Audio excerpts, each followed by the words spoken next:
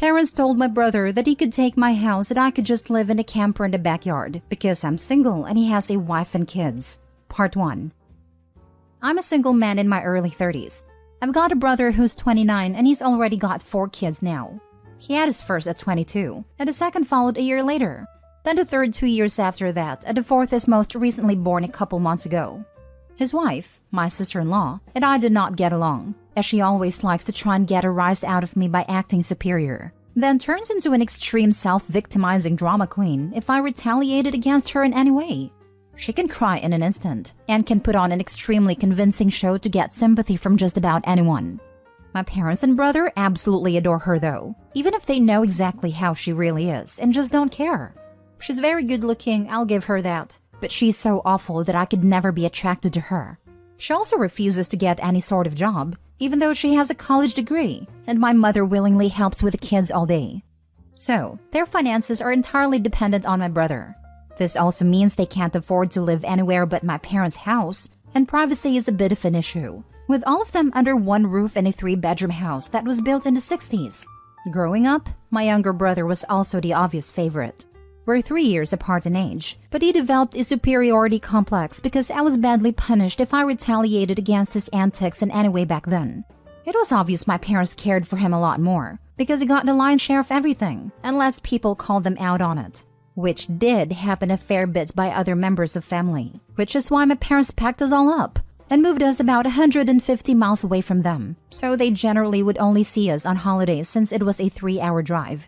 My brother got physical towards me on a number of occasions, flirted relentlessly with my first girlfriend to the point she broke up with me, and laughed at any misfortune I had, and my parents just told me to suck it up whenever I was upset about it. I only got equal treatment when my parents wanted to keep up appearances. I admit it was rather funny to see the looks on their faces whenever they had to treat me equal to my brother on birthdays and Christmas because other people were present. We had relatives that were very nosy and loved gossiping drama.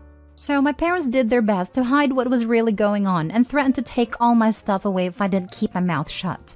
If anything, it just made my parents celebrate more when I turned 18 and moved out, because it meant they no longer had to provide for me. I wasn't even done with high school yet when I moved out, but couch surfing was far better than living with them. I was low contact ever since leaving home. They didn't even show up for my high school graduation, but I really didn't care. From that point on, I would usually only see my parents and brother on holidays like the rest of the family. The start of 2020 pandemic was not kind to me. I lost my job and couldn't renew the lease on the condo because my roommate also lost his job, and neither of us could afford the place on unemployment money. It was a rented 2-bedroom condo that I really loved.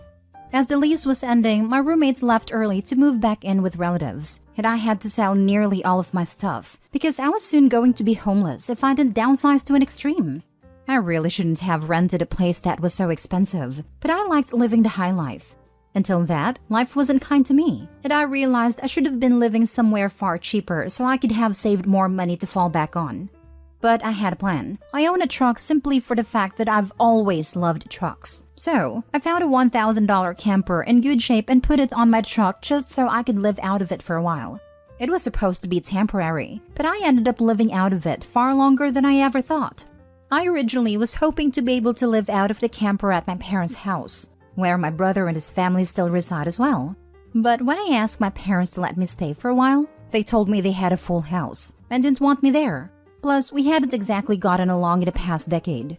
They said they'd only agree to let me park my camper there if I paid them basically what it would cost to rent an apartment in my area. That was way too much just to park my camper. I was jobless and trying to save as much of my unemployment money as I could till I could find a new job. I may as well be living in an apartment with that rent price they were asking. My parents called my camper an eyesore and told me to take a hike since we couldn't come to an agreement. And sister-in-law thought it was absolutely hilarious I had to live in a camper. My brother joined her in pointing at and mocking me while calling me a homeless bum. So, I parked my truck/camper in the store parking lot to sleep on the first night that I had nowhere else to go. I felt scared out of my mind that someone might try to break in. Suffice to say, I didn't sleep well that night. There was nowhere else I could go, as any other relatives that owned houses were fairly far away and all my friends were all apartment people. And I was pretty attached to my area as well, so I didn't want to just leave. I'd also had my mail forwarded to a friend's apartment. It was the only way I could still get my mail anymore. Finding a stable place to park was pretty difficult. I went looking around to try and find a job similar to my old one. It took months of living the nomadic camper life. In that time, I had to deal with a lot. Everything from beggars and drug addicts to people demanding I leave because my camper was an eyesore. At one point, someone had told me to move claimed to be with an HOA. I wasn't even parked on a street with houses. And when I questioned, "What HOA?" they got incredibly belligerent and threatened me. So I moved my camper anyway just to avoid a trouble. In order to have a steady supply of electricity, I learned to use a long extension cord to plug in anywhere I could to recharge my camper batteries. This meant sneaking around and plugging it into an outside outlet of a random building while parked on a street. I know that's a crummy thing to do, but I had to keep my batteries charged so my refrigerator would stay cold. I had a small solar power bank for recharging my phone, but I didn't have anything like a generator. And generators are noisy and required fuel anyway, so I did what I had to do. After months of living like that, I finally managed to get a new job. I had to move to the neighboring city to find a job that didn't involve retail. I worked retail while in college and promised myself never again, though I was nearly ready to break that promise. I was still getting unemployment money, but I had no stable place to live while receiving it. And I didn't want to still be jobless when it ran out. Plus, I was bored out of my mind. I had little else to do but read, watch movies on a small portable DVD player, use my phone or laptop, and keep note of where I could park and what local public bathrooms I could use. I kind of envy that the Japanese have public bathhouses. We could really use stuff like that over here. When I finally landed a new job, I practically lived in the back lots of the building by the warehouse and old employee parking spaces literally no one else seemed to bother using, because they were so far in the back that the area was borderline forgotten. My boss/company owner actually liked this arrangement because I was willingly available to take any shift I could get, so long as I had enough sleep. He even let me take the camper off my truck and set it up in one of the spaces so I could drive around without it. Not exactly sure if this was legal, but no one bothered us about it. The entire time I lived back there, I didn't have to deal with many trespassers. There were a few, but the security guards escorted them out.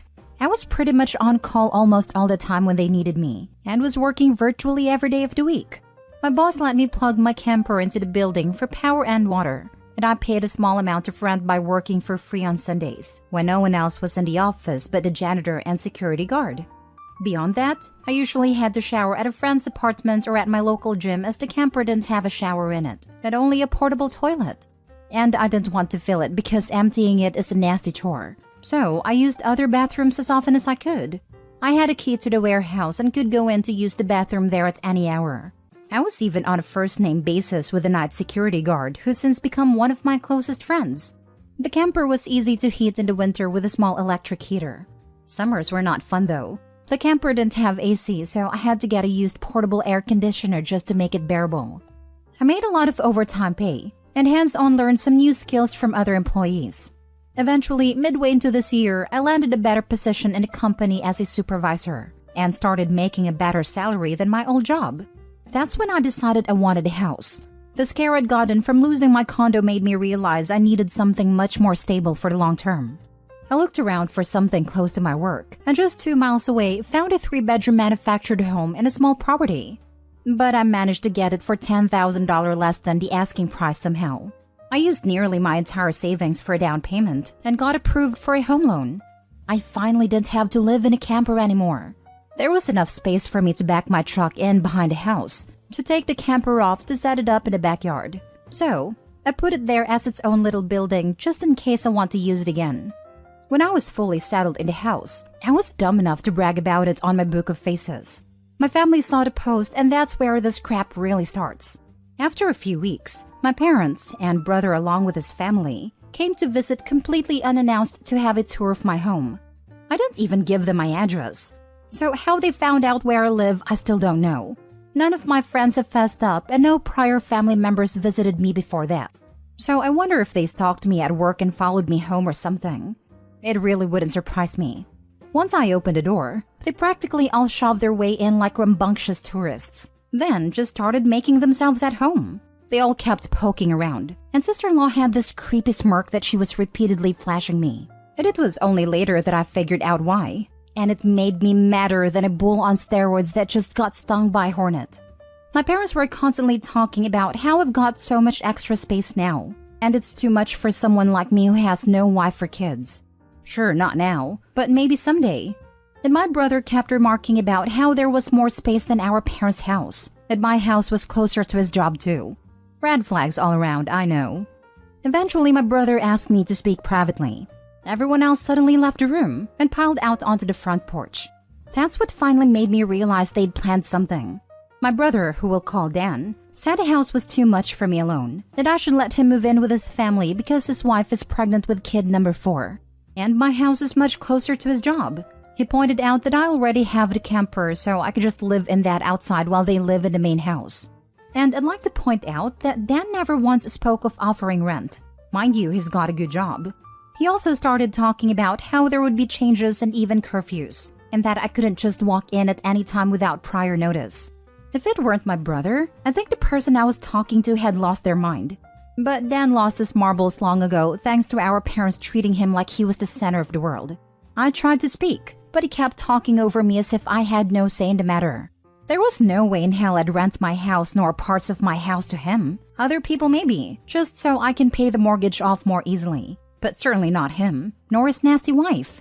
I've heard of this exact kind of situation in videos online many times, and never once did I think I'd actually live it because I thought it so ludicrous. But my parents, brother and sister-in-law do all fit the bill for a bunch of narcissistic entitled crazies.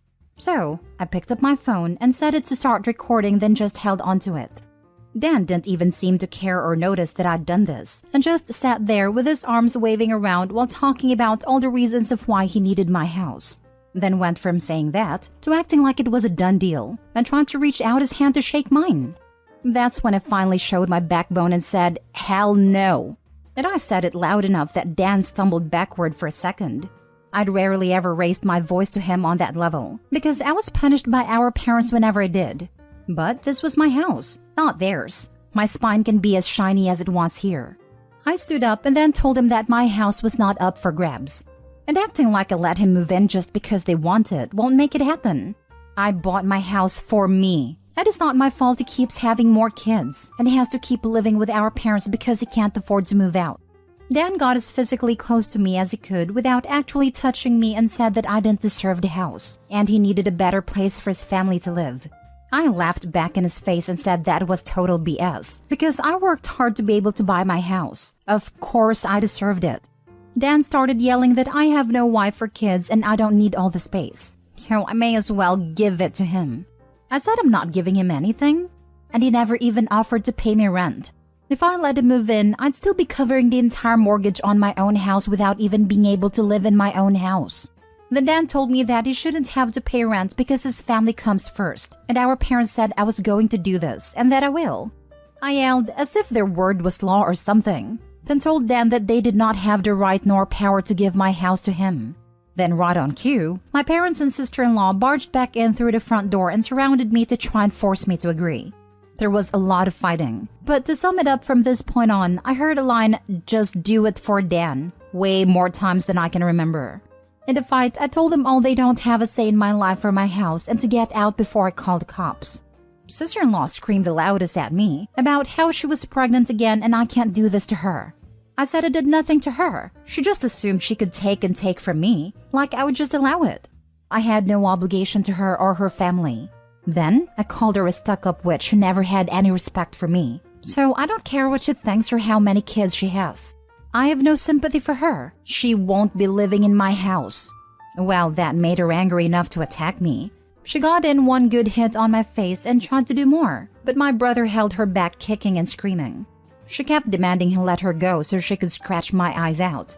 The phone I was holding recorded pretty much everything. So I held it up and said I was going to call the police if they didn't leave right away.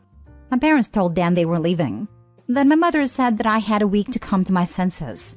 I told her I won't be, and to not come back.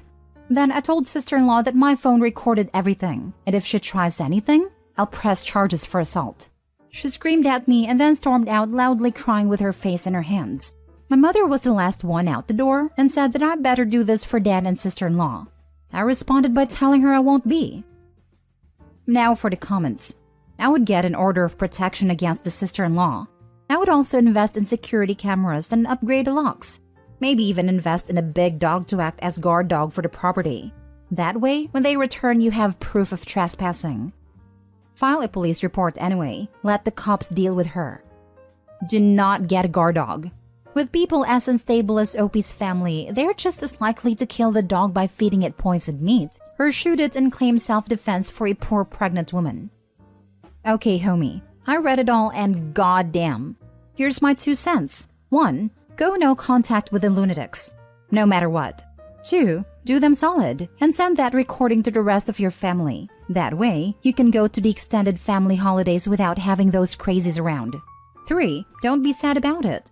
It ain't your fault that your brother can't finish in your sister-in-law when he has a big enough space. And definitely not your fault because she refuses to work when your parents already babysit the kids.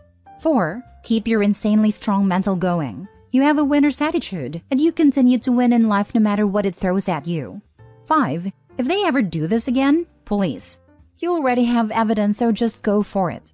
You can also consider having cameras around your property just for the property's safety.